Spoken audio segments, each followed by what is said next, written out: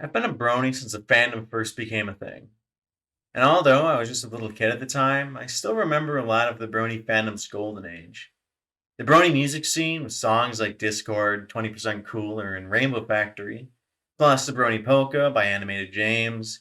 I saw Double Rainboom, Pony Mob, Smile, followed Equestria, and I even know what Princess Molestia is. And as the years went on, I slowly strayed from the MLP fandom because I never actually had live TV and I couldn't watch it weekly. But recently, since I moved out and started school, I began to rewatch the show on Netflix, and that was right around when the new generation released. I was skeptical of the move to 3D because, like everyone, I love the iconic 2D animation of Gen 4. And I can't say I like the idea of Netflix having a part in it given their track record, The Witcher, Cowboy Bebop, and literally everything else they've adapted. But nevertheless, I sat down to watch the movie, and honestly, I was pleasantly surprised. I loved just about all of it, and so much so I ended up watching it again to give each scene a closer look. And after multiple rewatches, I can honestly say I still like this movie. However, I think it has multiple critical failings that have planted a seeded doubt in my mind. I would love to see MLP succeed as well as it did with Gen 4 and to have a resurgence of the Brony fandom, and I can already see that happening. But in order for it to happen to the same proportion as it did before, a new generation needs to get the same things right as Gen 4 did. So let's compare the two. Oh, and before anyone says it's unfair to compare them and that we should judge Gen 5 by its own merits, I want to say that I agree. To a point. Friendship is Magic is a cultural icon of sorts. And it would be impossible for Gen 5 to fill its shoes, and I don't think anyone wants it to. I think most of us want Gen 5 to be good in its own right, and not something derivative of Gen 4. But that being said, Gen 5 is set in the same canonical universe as Gen 4. And its opening is literally a callback to it. The main six are Sunny's childhood heroes. So Gen 4 is intrinsically connected to this iteration of MLP. So not only is that in-universe connection there, meaning they have all the pre-written world building to work with, it also means that they have a pre-existing audience. And that's a definite advantage. So while it's unfair to expect Gen 5 to be just like Friendship is Magic, which I don't think anyone wants it to be, I think it's alright to expect it to live up to the standard that Gen 4 set. Take, for example, Skyrim and Oblivion.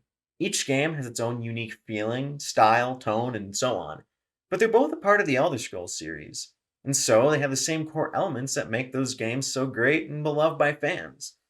So, Gen 5 should be its own thing, but it should use Friendship is Magic as a guide. It should play off the same things that made it great, and if it doesn't, it'll probably flop. Look at Gen 4's characters, the main six. Each fits some sort of niche. Each had their own subset of interests, unique attributes, and shortcomings. This not only allows for interesting character dynamics when they come together or butt heads, it creates opportunities for story arcs. But there are also various secondary characters to broaden the types of stories told and to help flesh out the main six. There are also the tertiary characters, and each were unique with their own distinct roles to play and contributions to the world. Plus, there are the established background characters, which were brought to life by the fans and then adopted by the creators, and that helped flesh out the world of My Little Pony and to create a unique relationship between the creators and their audience. In Gen 5, the characters, for the most part, are lacking that kind of flair to them. Sunny is definitely a likable protagonist, but she comes across as being a bit of a plain Jane. I don't want to say a Mary Sue because she does fail and have shortcomings and moments of weakness, but she's kind of bland. She's like a bit of a plain Jane or plain Maine. There's plenty of evidence to suggest that she's continued the research of her father, and that she's smart, inquisitive, altruistic, and steadfast in her beliefs.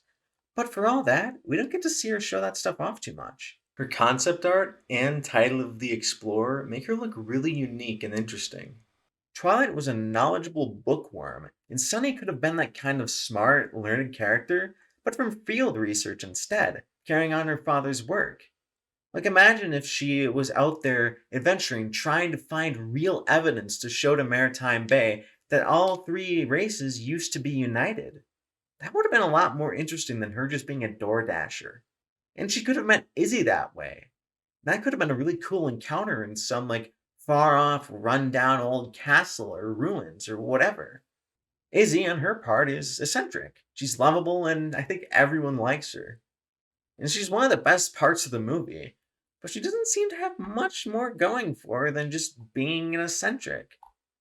More is hinted at, but again, it's just not really shown. In Zip, she comes across as a rebel, but again, that's kind of it.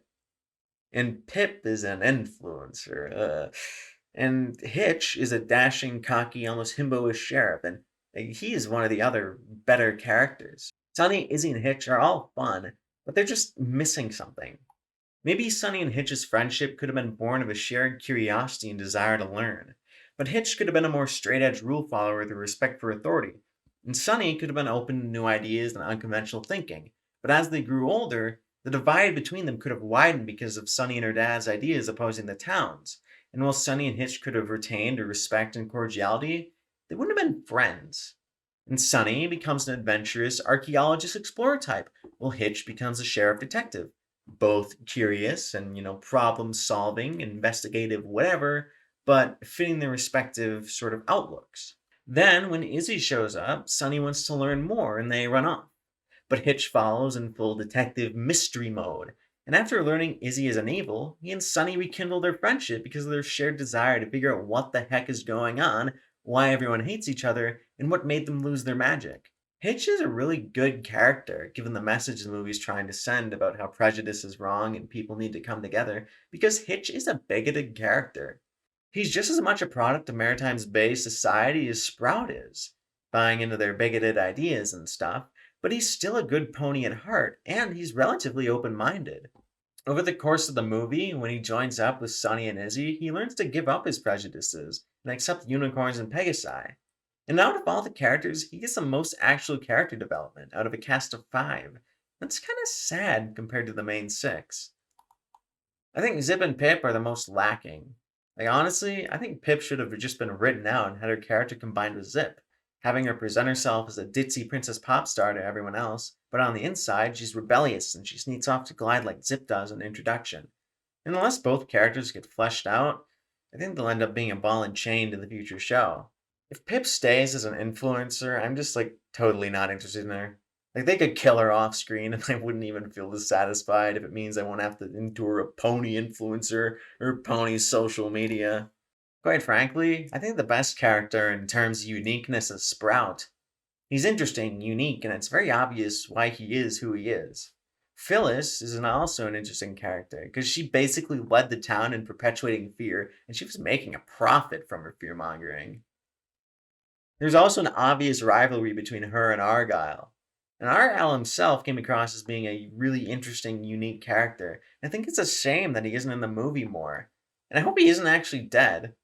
It really sucks that Phyllis and Argyle have more to make themselves stand out than Zip and Pip do. Like, really, I dislike Zip and Pip. I don't like that they're siblings because it kind of undermines the whole friendship bringing people together theme.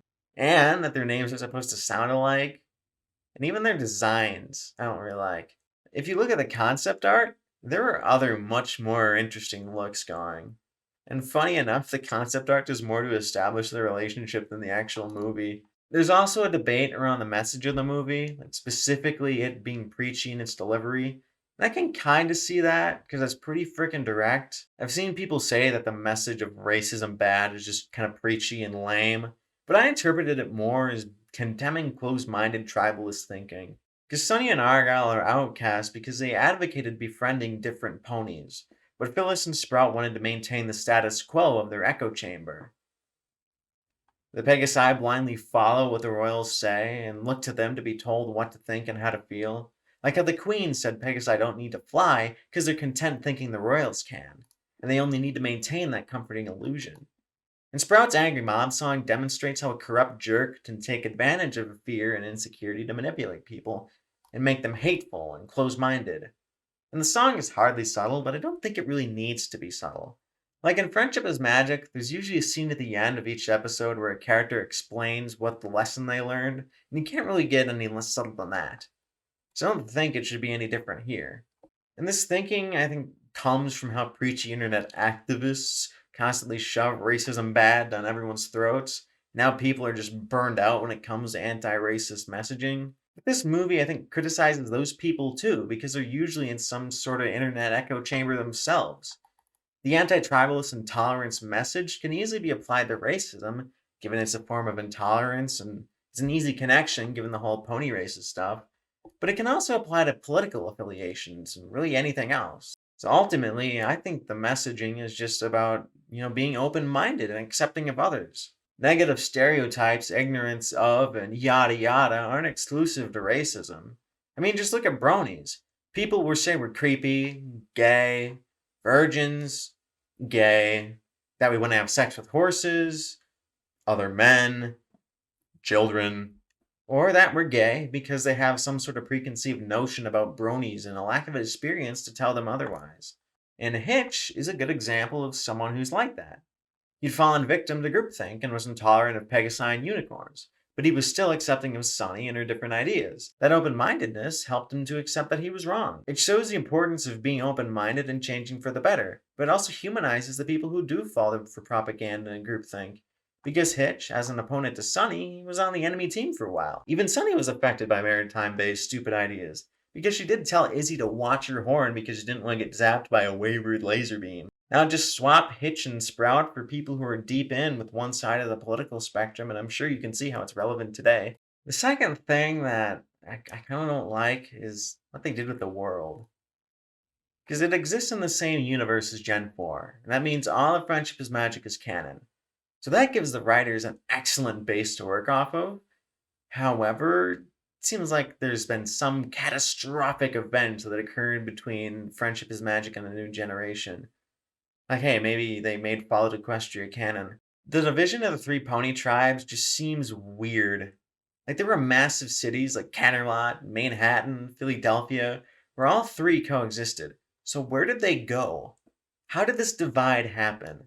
And are the three populations shown in the movie from Maritime Bay, Zephyr Heights, and Bridalwood all that's left? The movie makes Equestria feel empty and kind of lifeless. The plot hinges on some catastrophic falling out between the ponies that would have destroyed all of Equestria's society. And for a world with an established universe, such a massive change needs an explanation to work, and we didn't get one. You could say, it's a kids' movie, they don't need a ton of exposition to fill in every plot hole, but this is a pretty big one. And kids are a lot smarter than we give them credit for. And asking why/how did this happen doesn't require incredibly deep thinking. Additionally, the choice to modernize the setting was a bad one. The immediate question is, how could Equestria have modernized so much while simultaneously having three pony tribes be split apart for so long that the Princess of Frickin' Friendship is a mere legend?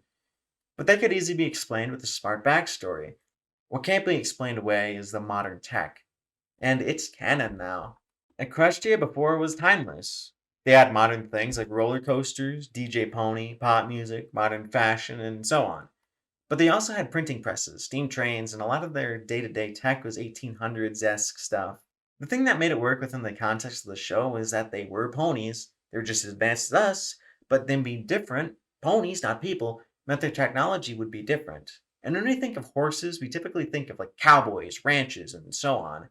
So that cowboy era is a heavy influence on MLP, and it fits perfectly. Also, add that the ponies have magic and have created massive airships. It creates a mix of fantasy, steampunk, farm, and cottagecore, and cutesy-wootsy aesthetic stuff to create a timeless fantasy universe. And I say timeless because it and its storylines aren't pinned to the era it was made in. That means its lessons and stories will be widely applicable over a long time, and its detachment from our time further separates it from the real world, making it perfect for escapism, which is essentially what entertainment is. And I think for bronies, one of the reasons we like MLP is that it lets us escape from the, harsh and depressing realities of life into this simple, cheerful, and innocent world to have fun. And it reminds us of positive messages that a lot of people might have lost sight of over time. And social media can be a good thing, but all too often it's just toxic and has a negative influence. And I think a lot of people find influencers and internet celebrities just annoying and vain and phony. So not many people like them. And now, one of the ponies is one. She live streams, she has a name for her fans, and they all reply with hearts and emojis. Ponies have phones and presumably social media too. And nobody wanted this. Nobody likes this. I think it's kind of annoying. And hopefully it's unique to Zephyr Heights, so far as we've seen it is. But who knows? I think there could have been a capacity to implement new, more modern technology and keep the world unique feeling. Like Zephyr Heights had a cool Art Deco type thing going. I think the elevators, like Easy and Sunny were on, were cool, and maybe they could have mixed that with a monorail and done some sort of mix of Art Deco and retrofuturism, like Jetsons-y stuff. And maybe that could have explained how the Pegasi live on mountain peaks without their wings. Maybe do away with the smartphones and but keep the huge screen billboards and make it feel like Times Square.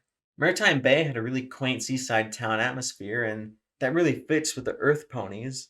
And Bridalwood had an enchanted forest feel, which obviously feels cool with the unicorns. And because Pegasi can't live in a cloud city anymore, mountaintops are the next logical place. Having the Pegasi be really innovative and industrial really would have been cool world building. Same with the Earth ponies being quaint and down to earth and with rustic stuff. And the unicorns wouldn't have been much better off with their tech because they always had magic to negate their need for it. So it kind of makes sense that they're where they are.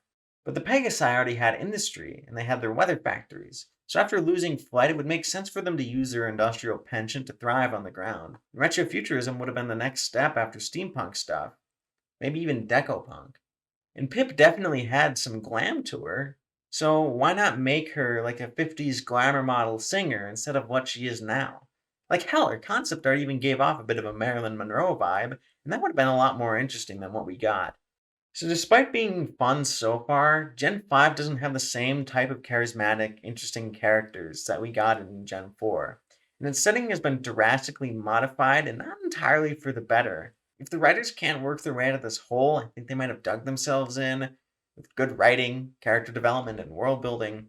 I'm afraid that Gen 5 might be a flop that will forever wound the Brony community and just the legacy of Friendship is Magic as a whole. While the movie hardly has a flawless, brilliantly thought out storyline, its basis is sound. I'm nervous, but also pretty optimistic. There's plenty of opportunity, and based on the concept art, the people behind the project had some interesting ideas for the characters and world. If they can combine the elements that made Gen 4 great with the foundation set by the new film, I think we'll be set for a new generation of pony goodness and a brony revival or renaissance. But if MLP gets handed to incompetent writers with no regard for what made the last generation so special, we might be in for a letdown. But given the repeated references and Easter eggs to Gen 4, especially in that intro, I feel like Gen 5 is in the hands of people who really do care. Or maybe they only hire them for one film to give us hope and motivate us to open our wallets so they can just quick dash in and snag a few bucks before we realize we've been bamboozled and the new gen sucks donkey balls. Really, nobody can really tell right now. So we'll just have to wait and see.